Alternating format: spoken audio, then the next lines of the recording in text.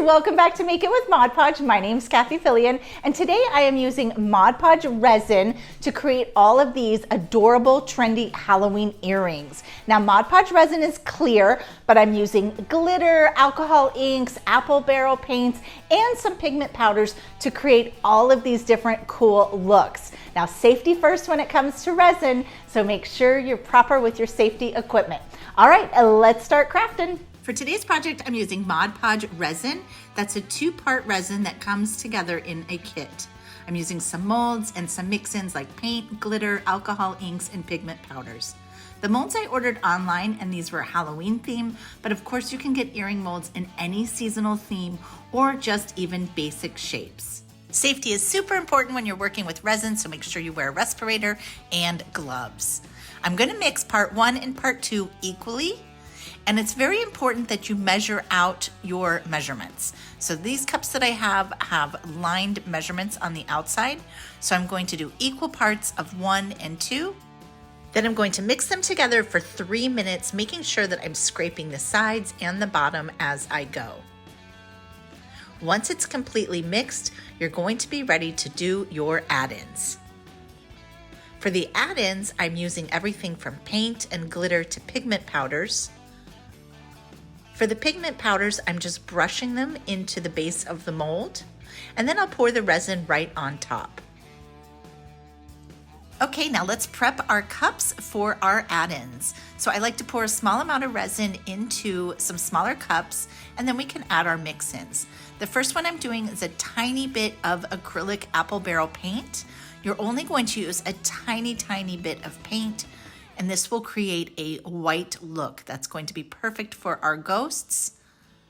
If you use too much paint, you run the risk of your resin not hardening properly.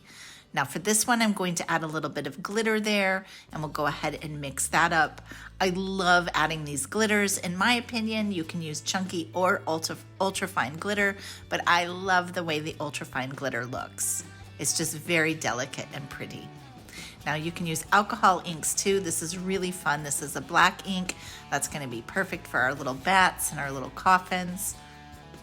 Go ahead and give that a mix. And again, just like the paint, you're only using a few little drops. Look how gorgeous and rich that black is. Okay, this is some chunky glitter. We can go ahead and add chunky glitter to our mix also. Now this looks really cool. I did the pumpkin earrings with the chunky glitter, and it is very beautiful. So you can really just pick whatever colors you want and go ahead and mix them together. Now I love a little pink for Halloween, so of course I wanted to do a little bit of a hot pink look. So I'm going to use some of the hot pink alcohol inks to create that look, and a little bit more glitter too.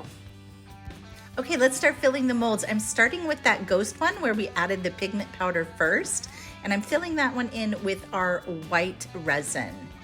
And you can see I'm just using a stick to help me guide that. I don't want it to go over the mold too much. If it does a little bit once it's dry, you can always cut that off or break it off. You want to make sure that you really work well to go around the little topper where the hole will be. Otherwise you won't be able to do your earring. So you can use your stick to really guide the resin through there.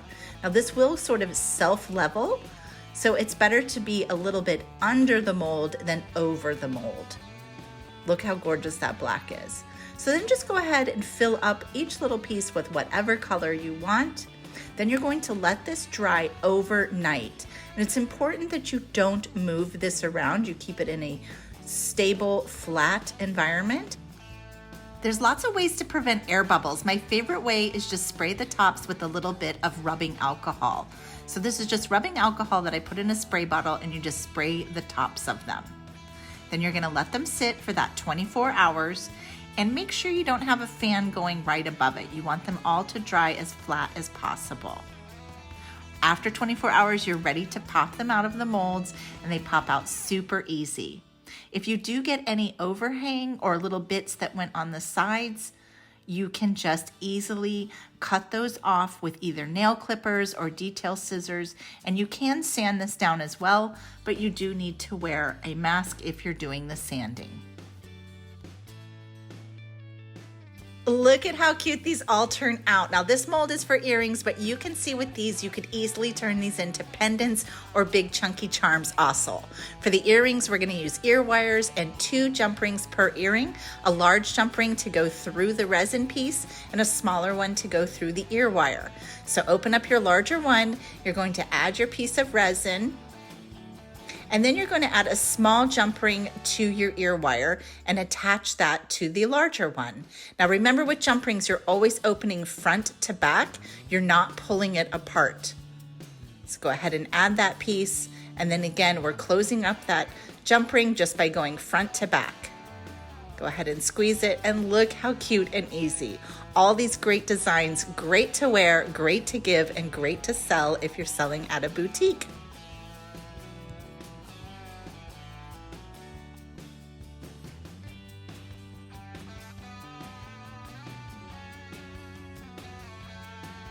Thanks so much for joining me today. Make sure you drop a comment if you have any questions about resin. I am happy to help. Now, I did these in a Halloween theme, but you can do them for any season. Just grab that type of mold. I'll be back here next week with another fun project to share with you. And until then, have a crafty week. Bye.